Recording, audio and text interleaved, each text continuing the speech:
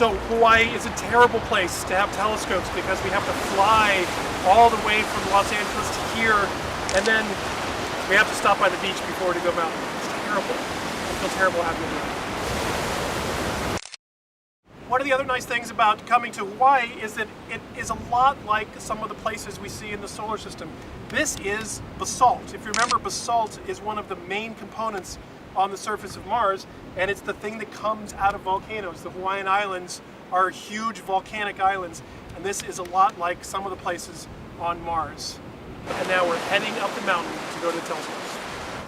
From the shore, we drive up to near the summit of Mauna Kea. We don't actually go all the way to the 14,000 foot summit of Mauna Kea tonight. We stay at the astronomers' headquarters called Halipahaku. Halipahaku is Hawaiian for House of Stone. And we stay there to acclimate for one night before we go up to 14,000 feet.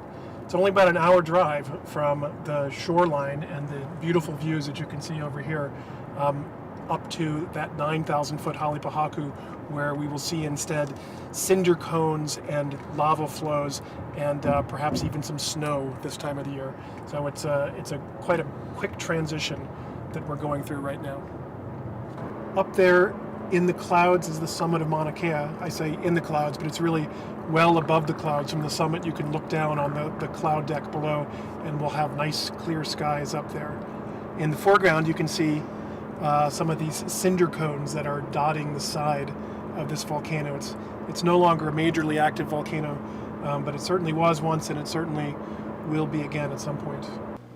We're heading up the final road up to Halipahaku. We're sort of driving off what looks like perhaps the edge of the world here. You can hear the car grinding its way up the very steep slope, and if you look over here in this direction,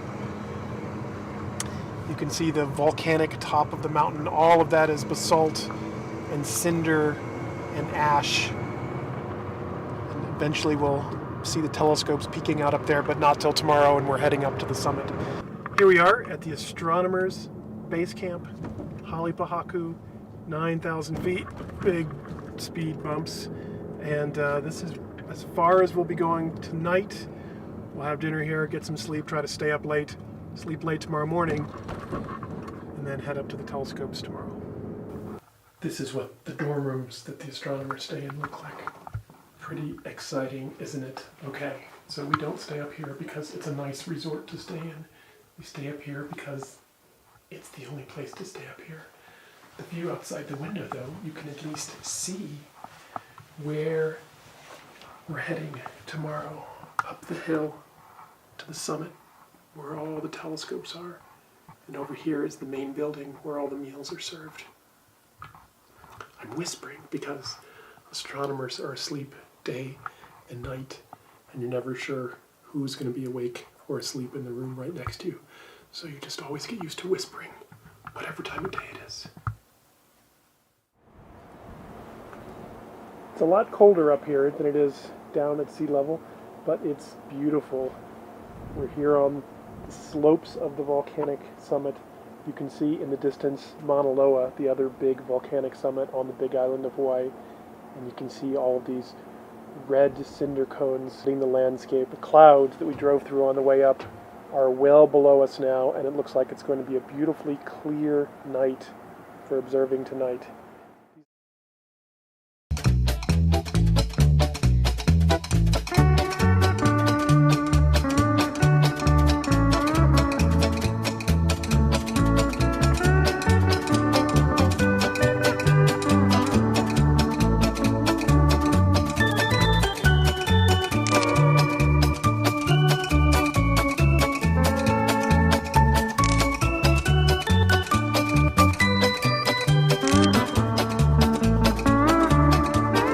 Summit of Mauna Kea. There are telescopes all around the place. The Subaru telescope is what we're going to be using tonight, and there are a series of telescopes on the ridge. The Gemini telescope, Keck telescopes are over in here.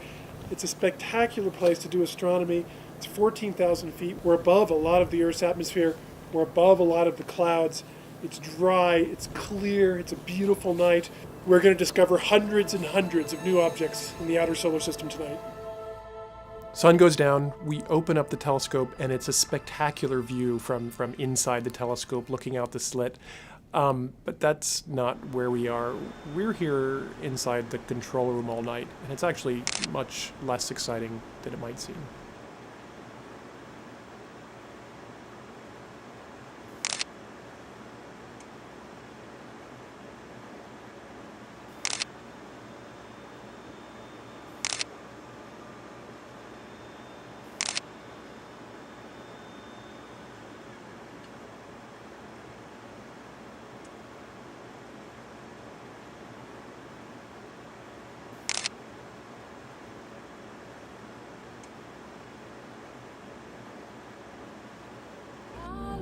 We got a lot of fantastic data at the telescope last night, and it's a quick trip. We're heading back to Pasadena, California now, and it'll take us a couple months of data analysis to figure out what we really have, but I'm excited to see what's there.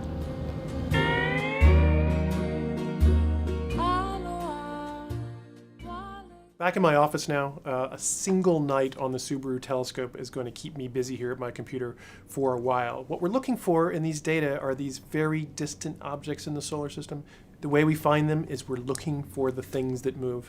I have on my screen here an image of, well, this is about 0.01% of the data that we looked at. It's a tiny fraction of the sky, even though it's filling almost 2 screens here. And it's beautiful. Just in a little screen like this, you see a spectacular little galaxy here. There's a nice spiral that we see edge on. Cluster of galaxies over here. These things are stars. There's so much light coming here that the light bleeds down the digital detector. And what we're looking for, we take a picture of the sky, we take a second picture of the sky. Here's the second picture of the sky. And we look for the thing that moved. Did you see anything move? Well, there are a lot of things that you see that move really quickly when you look. You see these little streaks. These are just cosmic rays that hit the detector. There is one thing that you see move. This is actually a satellite that comes into the frame in this one frame, and in the next frame it's long gone. But just by eye, I haven't found anything in these data yet, in this 1.01% of the data yet. But the computer will help analyze. We'll find all the little moving things in there, find all of these very most distant objects in the solar system, and use this one night of data to really continue to help understand these most profound questions we can ask here using these smallest bodies to answer the biggest questions.